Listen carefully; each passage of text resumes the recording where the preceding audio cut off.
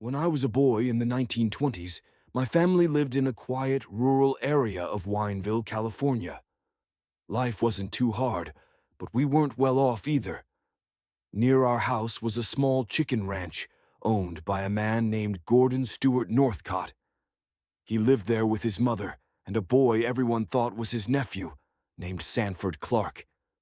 For the kids in the area, Mr. Northcott's ranch was a pretty interesting place.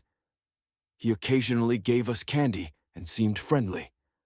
Sanford, the nephew, was about our age. He was thin, quiet, and his eyes always had a frightened look, but we still invited him to play with us. Sometimes my mother would ask me to take some bread or leftovers to Mr. Northcott's ranch as a neighborly gesture. Every time I went there, I noticed something strange. The ranch always had a smell, not the normal smell of chicken manure. It was a sweet, acrid, unpleasant smell. When I asked, Mr. Northcott would just laugh and say it was from the chemicals he used to disinfect the chicken coops. As time went on, he became more and more bizarre. He started building higher fences around the ranch. He would often dig large holes in the back, saying they were to bury dead chickens. Some nights, my father and I would hear terrifying screams coming from the ranch, but when we asked, Mr. Northcott's mother would say it was just the sound of foxes trying to get the chickens. Sanford changed too. He became more withdrawn and often had bruises on his body. He avoided us. Once, I saw him sprinkling quicklime all over a newly dug patch of ground. His eyes were empty, lifeless. I felt that something was very wrong. The climax of the situation came one afternoon when I was playing hide-and-seek near the ranch fence. I hid behind a bush and accidentally overheard a conversation between Mr. Northcott and Sanford. His voice was cold and menacing. "Have you finished the job I gave you? Make sure there are no traces left." Sanford's trembling voice replied, "Yes, yes, Uncle. I've spread the lime." "Good. And that kid Walter, he's too much trouble. Take care of him tonight." The name Walter Collins made me freeze. Walter was a 9-year-old boy who had gone missing in Los Angeles a few months earlier. The boy's picture was posted everywhere. I had seen it. I was so scared I couldn't breathe. I ran straight home, hid in my room, and didn't dare tell anyone. I was afraid of Mr. Northcott. I was afraid he would find out I had overheard him. From that day on, I never went near that ranch again, no matter how much my mother asked. A month later, the nightmare came to light.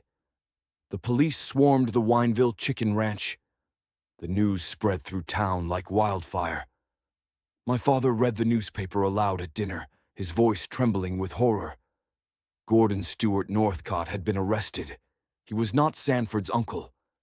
He had kidnapped Sanford from Canada, brought him here and turned him into a slave, forcing him to participate in his horrific crimes.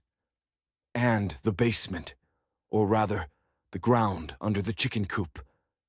The police found the decomposed remains of dozens of young boys. Northcott had kidnapped, abused, and brutally murdered them right there on the ranch. The holes I saw him dig, the bags of quicklime that Sanford sprinkled. It was all to hide his crimes. The foul smell I had noticed wasn't from chemicals. It was the smell of children's bodies buried shallowly under the dirt and lime. The screams weren't from foxes. They were the desperate cries of the victims. Walter Collins was one of them. And there were many, many other boys. Sanford Clark, under duress and torture, had been forced to help the perpetrator carry out and conceal these barbaric acts. Gordon Stewart Northcott's name was in every newspaper. He became one of the most brutal serial killers in American history. He was sentenced to death and hanged in 1930. As for me, whenever I think back on my childhood days in Wineville, I no longer remember the fields or the games. I only remember Sanford's frightened eyes, the screams in the night, and the sweet, acrid smell rising from the chicken ranch at the end of the road. the haunting realization that I had lived right next to a monster and had once spoken to one of his captive victims. Hey everyone, before we wrap up, I just wanted to say a massive thank you for watching. Seriously, as a small channel, every single view means the world to me, so I truly appreciate you sticking around. I also want to do a quick recap to make one thing super clear. The terrifying story of the Wineville chicken coop murders is completely true. Gordon Stewart Northcott was the monster behind it all, operating a literal house of horrors on his chicken ranch in the 1920s. He forced his young nephew, Sanford Clark, who was actually his kidnapped slave, to help him commit and cover up the murders of dozens of young boys, including Walter Collins.